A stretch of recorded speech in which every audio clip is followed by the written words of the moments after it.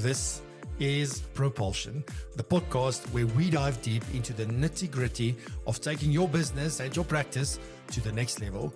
Whether you are an entrepreneur, a franchisee, or a financial planning pro, you are in the right place. We're talking the latest tech, best practices, and expert insights, all while keeping it real and entertaining. So grab a coffee, sit back, and let's get ready to blast off. I'm your host, Francois de Toy.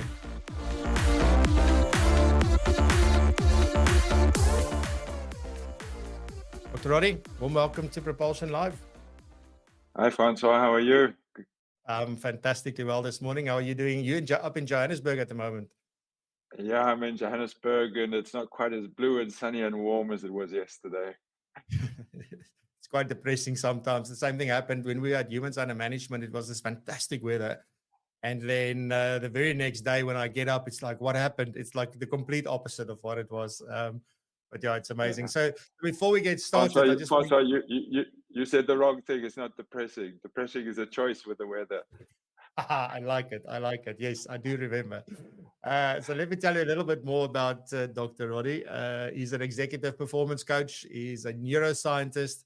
He's an author, and he's a phenomenal speaker. I had the privilege of hearing him this morning, and he's also a physician. And on his LinkedIn about section, he sort of leads off with this sentence that says, "I inspire ambitious senior executives to get ahead and stay ahead." But this is the part that really hit me. By unlocking the biology of success. I've never ever heard anyone say the biology of success. What do you mean with that, Dr. Roddy? Francois, what a great question. We're designed to be successful. We don't realize that, and the design is fundamentally a biological design, right? And Mother Nature's been working on us for 400 million years. I don't think most of us can remember 40 years, never mind 400 years. That 400 million years is just inconceivably long. And Mother Nature has an iterative design process. Just like Apple goes, Apple version 1.0, 1.1, 1.7, 2.6.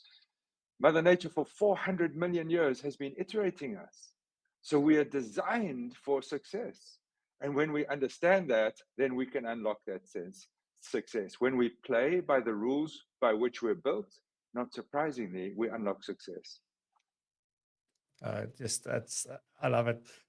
Sorry, I'm very much in awe with this whole discussion. You know, this is really my wife's area of interest, and I must say, like, you know, after listening, I've made so many notes on the day, just thinking about these things and sort of really being able to hear it in a way that makes sense to me, and that's not really the medical speak kind of stuff, you know. And I think often we feel like, I often hear people say, and I've said that before, I am who I am. I am the way I am. And it's almost like you feel like, you know, because of the way your brain is or your brain works, and that's it, right? So when you said you are not your brain, I went like that. You immediately got my attention. So can you explain just maybe a little bit more, what do you mean by the fact that you are not your brain, and how does that relate to our behavior in general in life? Yeah, Francois, that's a very good question. And to be honest, people sometimes say to me, Roddy, what's one lesson that if I took away, I would be able to get a giant step closer to success? I honestly think this is probably it. And for me, it's a starting point of the journey. As we're born, we come out so totally identified with our mother. We're, by perception, indifferent from that woman who carried us in uterus for 9 months. We're actually identified with our parent. And one of the first things we do as a human being is we have to de-identify.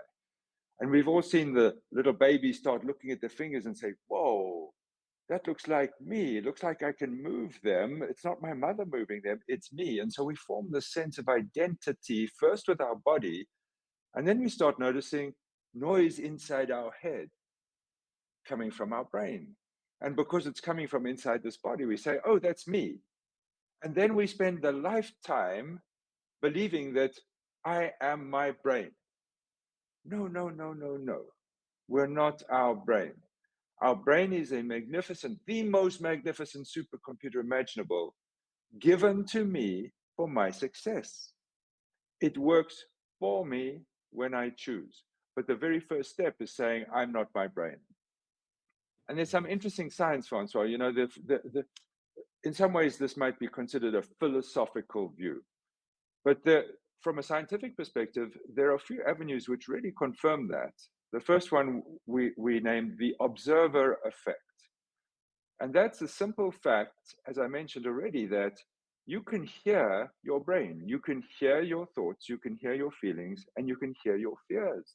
That's what the brain produces. And so if somebody's listening, we are the observer, the listener, that means we're not our brain. Number one. Number two, neuroplasticity. You've probably heard about that. That's the ability of the brain to transform. It's a fantastic discovery. Honestly, I think the greatest scientific discovery of our era. And the concept is that the brain can transform, but I stay the same human being. And if my brain can transform independent of me, that means I'm not my brain. The third one, and I like this one a lot, is this concept of agency and free will, a concept that most ancient wisdoms and most religions deal with in quite a lot of depth. The concept is that we have choice. What does that mean? Our brain delivers a menu. Roddy, you can do this, you can do that, you can do the third thing. I get to choose. So I'm the chooser, I'm not my brain. And the final one is kind of esoteric. It's a little sad because there's some injuries that happen to patients sometimes, or diseases, where the left and right part of the brains actually separate. We call that split brain syndrome. And those poor patients get to see two virtual realities, if you like, almost like they're watching two screens, and they have a dual consciousness. And again, it's like seeing somebody sitting in a movie theater with two screens. They're the ones sitting in the seat. They're not the screen. So we're not our brains. The minute we know that, we're on the first step to success. Yeah, it's still mind blowing. It is.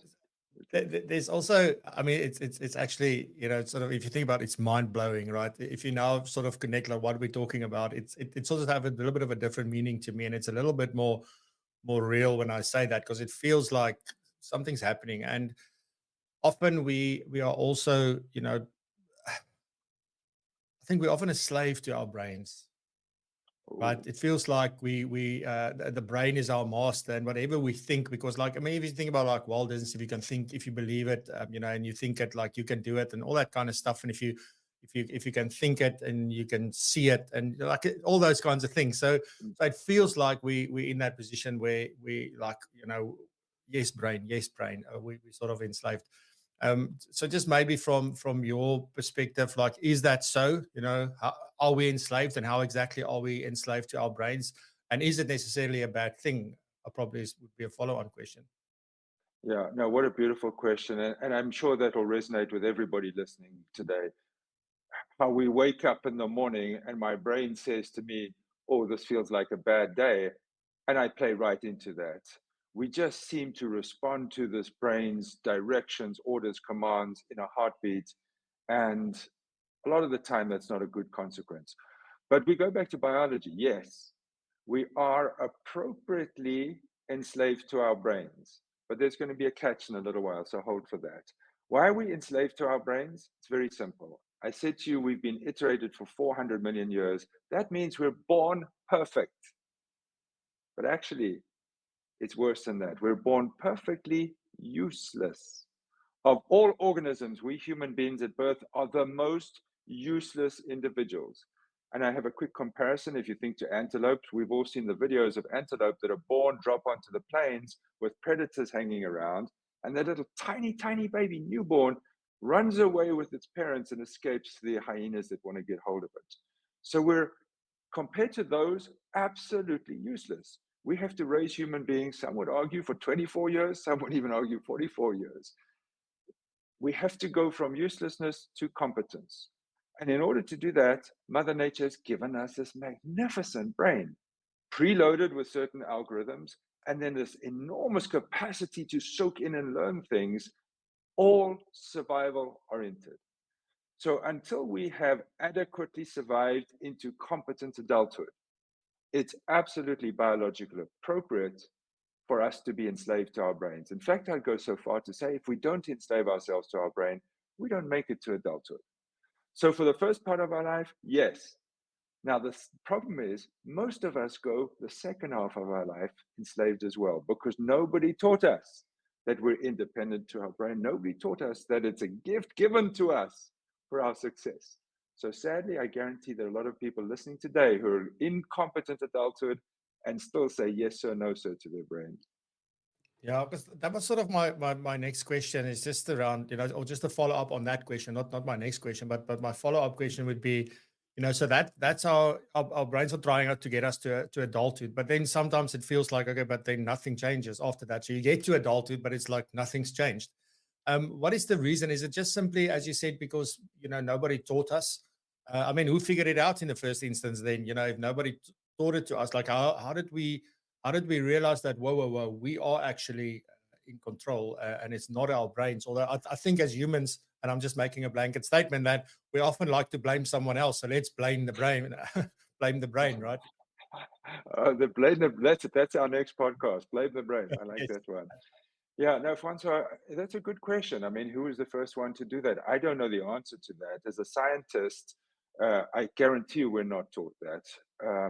But then I look at the world, and I look at the world of successful people and the way they live and behave and act, whether they were taught it or not. These people are acting the master of their own brain. I call it personal mastery, by the way, because I think it's accessible to every single one of us. But I think if we look at any of the world champions, people in any field that you like, the people who have stood out have said, this brain is there to serve me. And you can recognize the confidence, the presence, the perspective, the calm, the clarity that these world leaders have all achieved. And that's because they take advantage of their authority over this supercomputer. Good stuff.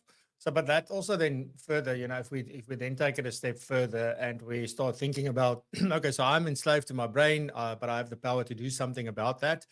But then, if we start thinking, if we bring it back to what we do as financial advisors and planners and so on, and we help clients with creating wealth, but we also want to create wealth maybe for ourselves. Hopefully, that's why we're here.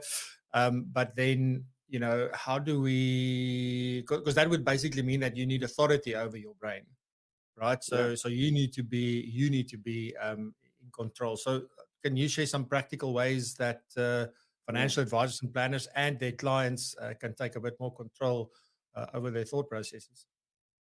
Yeah, and probably I have to give a little bit of biology here. I'll try and limit it, not a whole PhD course.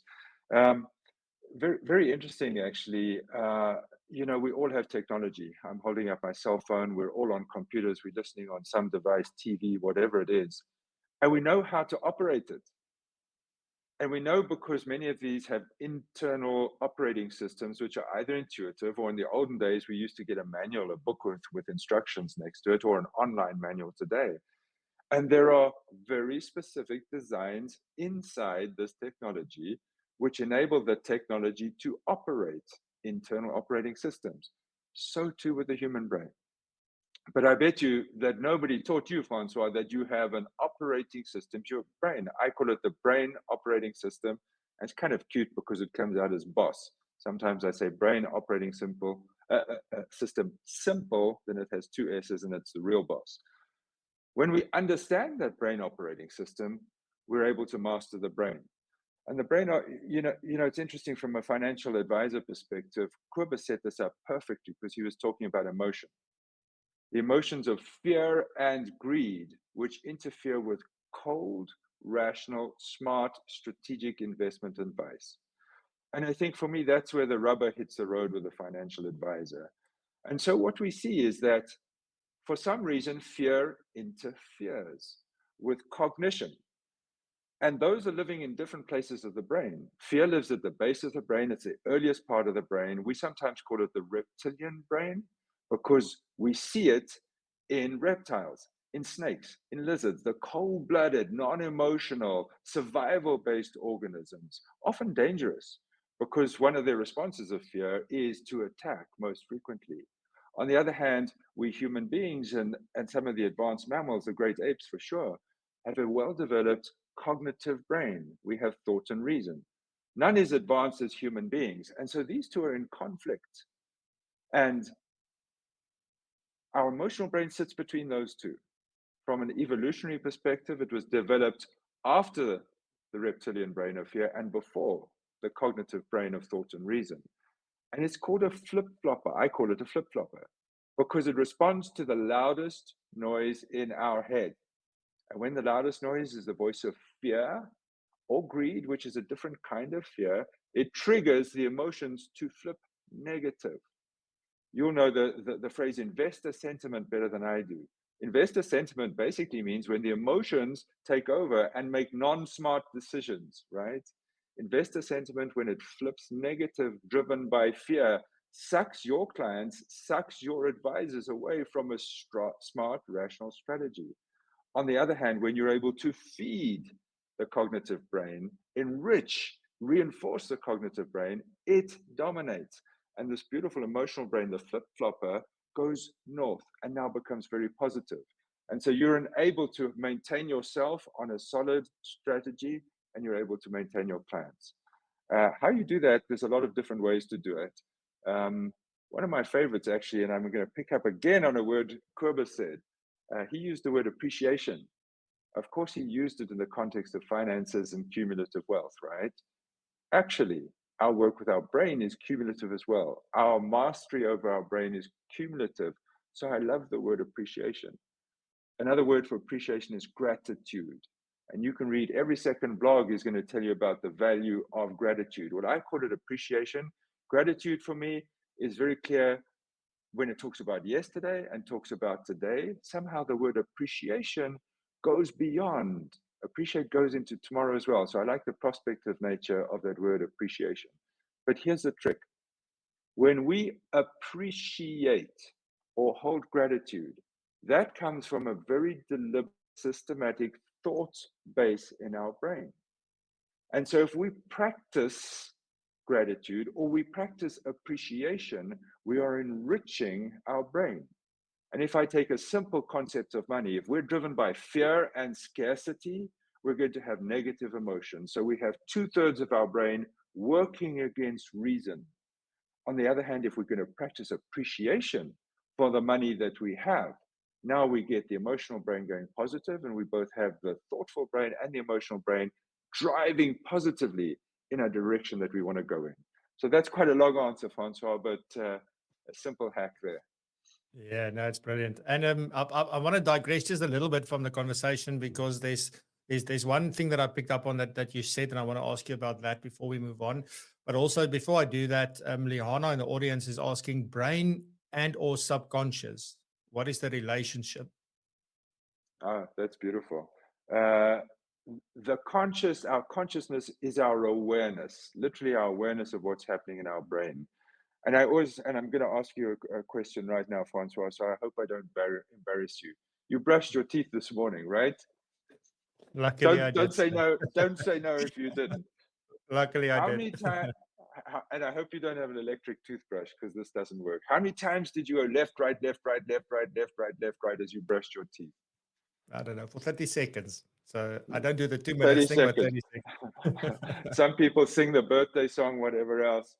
You don't know the answer to that. Why?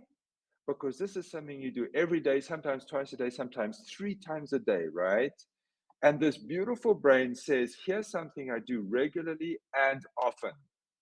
And my attention is so precious that anything I can do that I do regularly and often, I'm going to automate, and then I drop it down into my subconscious, which is just below the level of our consciousness, or our deep unconscious, where we're literally not aware of it. The other example, which is a little more scary, we've all driven home from work, and we know that there's 7 traffic lights between our office and our home. And we pull up to the garage at home and we say, oh, I hope those lights were all green because I don't remember going through a single light. This automation we drop from consciousness into subconsciousness and even unconsciousness, what we do routinely. Unfortunately, we think and work and operate with our clients and our money often routinely. And so a lot of these dangerous, fear-driven things are happening deep inside the bottom level of our brain that we're not actually attending to. So it's practice. And, you know, what I loved, so we had this beautiful conference, this Humans Under Management conference. What I loved about that group of people, what a special group of people, because you care so much about your clients. And so you're working with them now to help them concentrate on the way their own brain works. And the more they do that, the more they become aware, conscious of what their brain is doing, they're going to be able to access these subconscious habits and trends. And many of them are very dangerous and we're not aware of them and don't watch them. Yeah. Thank you So very great much. question. Yeah, it is fantastic. Now, when I saw it, I was like, I definitely need to ask you that. And if anybody else has got some questions, please pop them in the chat. I'm happy to relay them to Dr. Carter. They possibly might be a lot better than my questions, so please do that. I just want to quickly pick up on you mentioned something that I've never heard before, and that is that greed is another form of fear. Uh, can you just maybe unpack that just a little bit before we move on? Yeah, well, I'm going to ask you to picture a client of yours who's motivated and driven by greed. Help me understand what's behind that greed, because there's always something behind that. You Yeah. must have clients once who are motivated by greed. What's driving that greed?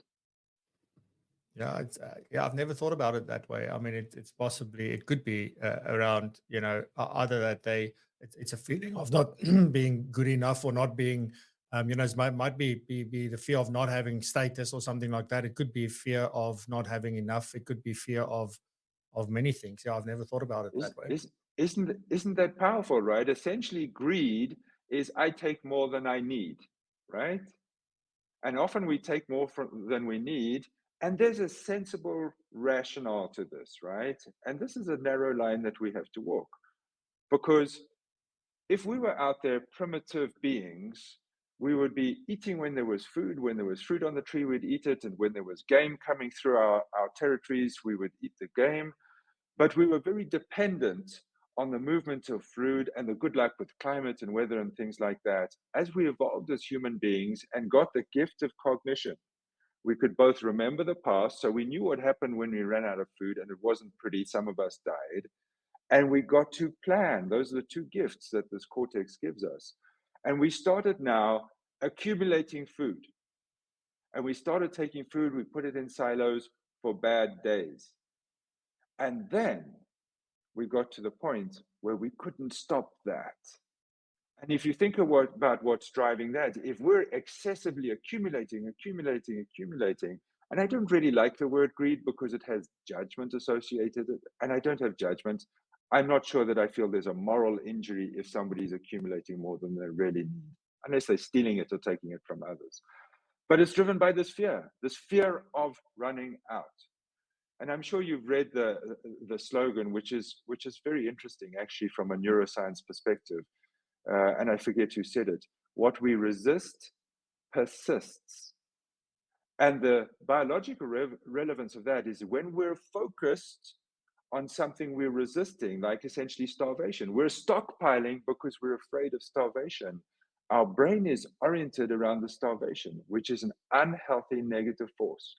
And you'll say, Roddy, I can't get my client's attention away from his starvation concern to get him to think coolly and calmly and strategically about making this beautiful money grow. And that, for me, is one of the fears that manifests very often with probably with your clients. Yeah, thank you very much. There's two more questions, but I'm going to first continue with our conversation. I definitely want to come back to those questions as well. There's some fantastic questions, so I'll get back to that shortly. So far, I just want to recap for everyone. What have we spoken about so far? So we've spoken about the fact that you are not your brain. We've spoken about the fact that we are appropriately enslaved to our brain, and that wealth requires authority over our brain. And also, you already mentioned about the fact that there's a simple operating system that governs our brain. So before I move on to the fact that the human mind is a complex mosaic, is there anything else you want to add in terms of the simple operating system? If you don't mind, I'm going to tell a story. You see, I like stories, and I like the story because it just makes it so real for us. And I'm often aware that we sit as modern neuroscientists with an enormous amount of investigative technology behind us. And we think we're very smart in identifying these three regions, the brain, how they relate to each other, the wiring, the algorithms. But there's a beautiful story about a Native American village. And in the Native American village was an elder whose tent was right on the edge of the village.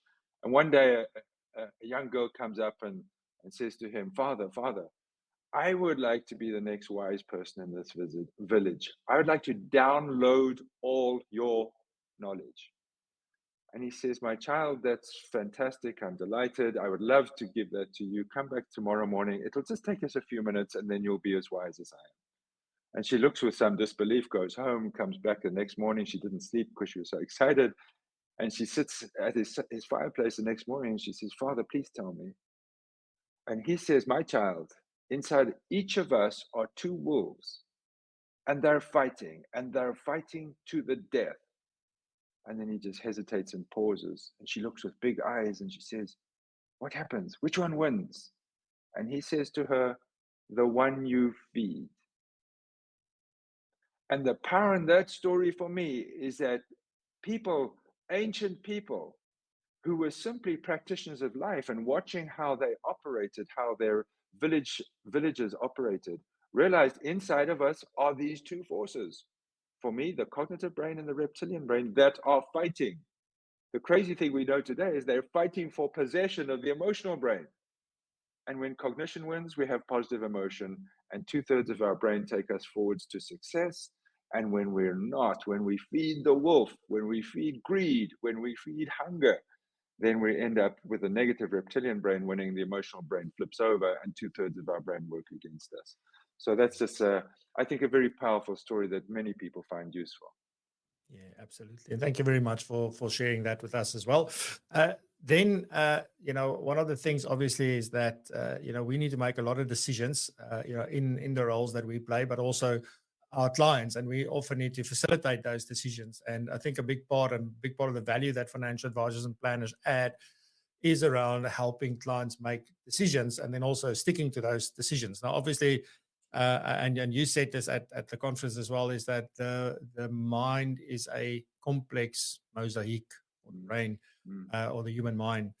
How does that complexity impact the decisions we make? Because I think often, I said to my wife the other day that, so what happened? Let me share a little story with you very briefly.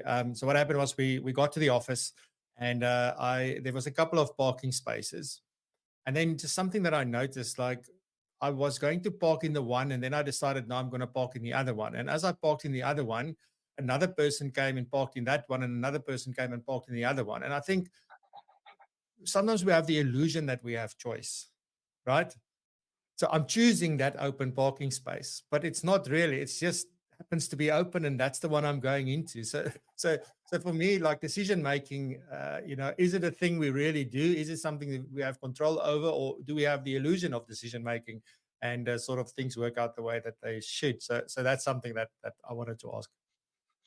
Well, if we pursue that line, this conversation could get very deep, very fast. We go a long way from science, where we have facts. We get into speculation and philosophy, and I'm probably not a world expert in that. But let me go to this question of complexity and this mosaic, and I'm going to come back to your question of decisions and choices, because I think that's important for your clients.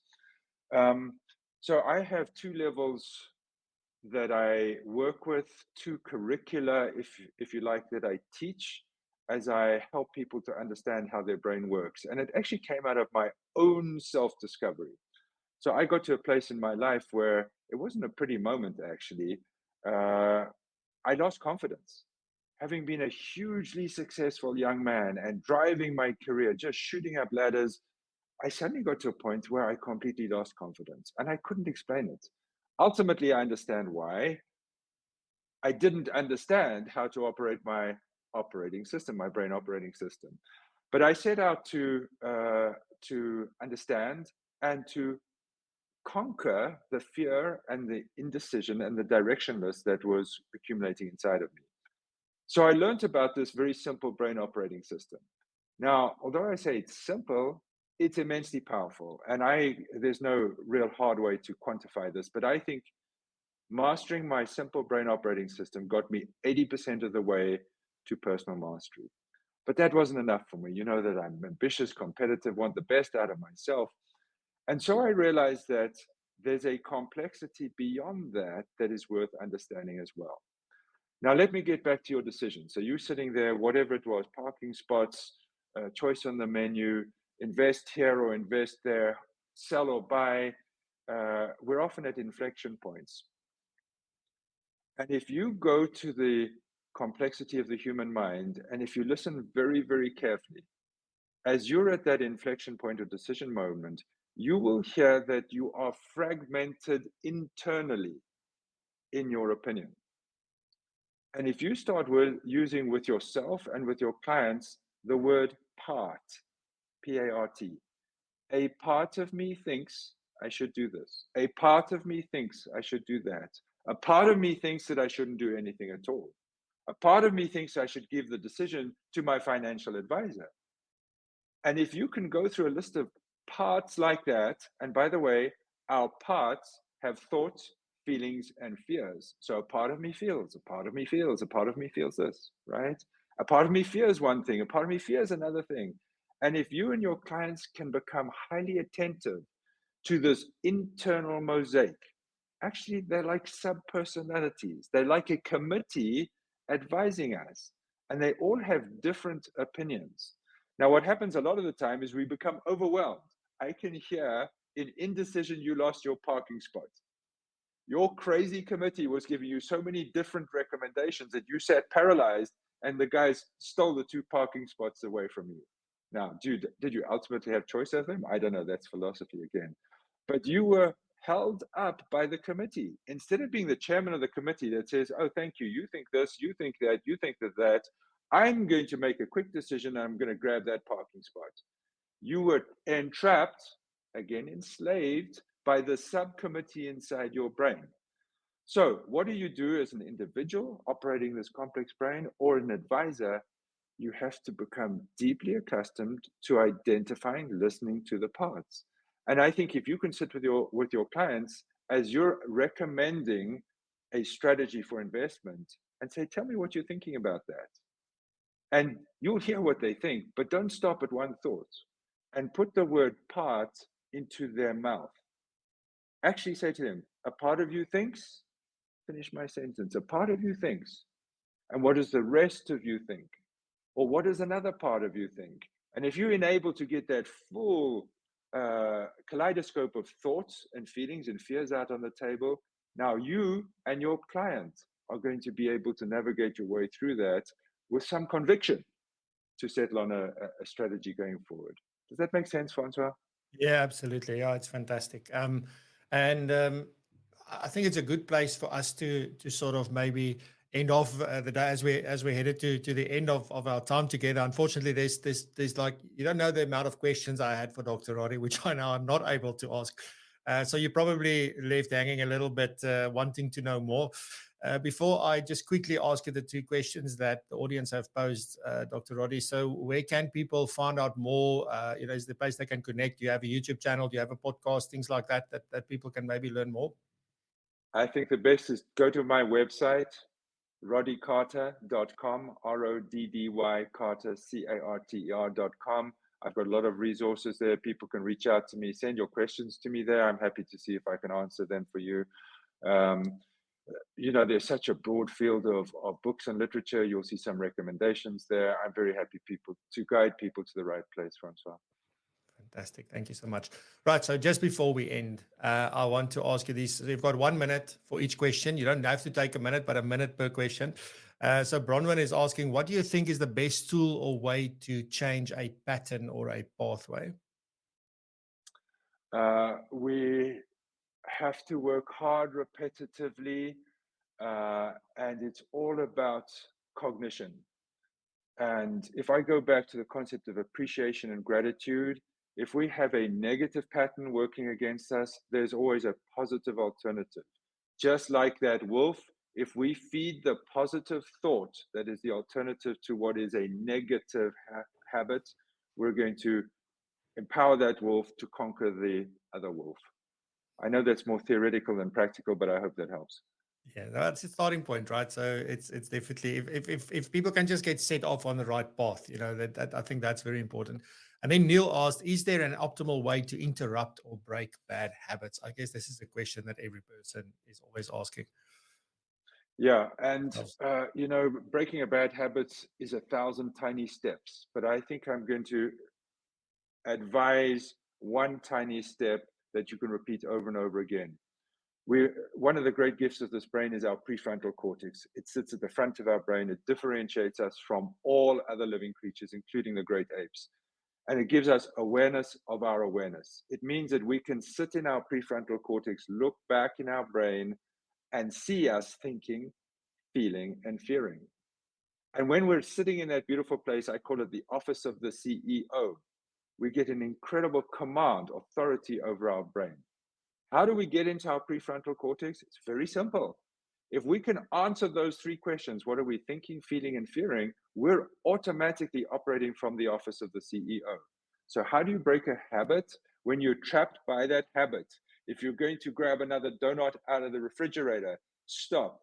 What am I thinking, feeling, fearing? You're going to take yourself to the office of the CEO. And we all know, and I say this with a smile, CEOs make fewer mistakes than the rest of us. Fantastic. Dr. Roddy, thank you so much. On that note, ladies and gents, after a fantastic show, thank you very much. Enjoy your weekend. We'll be back next week, same time, same place. Until then, stay safe, be blessed, prosper, and continue to raise. Love you. Bye-bye. All right, folks, that's a wrap for this episode of Propulsion. I hope you got as much out of this as I did. Remember to tune in every Friday at 8 a.m. South African time for our live show called Propulsion Live. You can find it at www.propulsion.co.za/live. And trust me, you don't want to miss it. If you enjoyed this episode of the podcast, hit that subscribe button or the follow button and share it with your friends, colleagues, and anyone else who you think would get something out of it. Thanks for tuning in, and I'll catch you in the next one.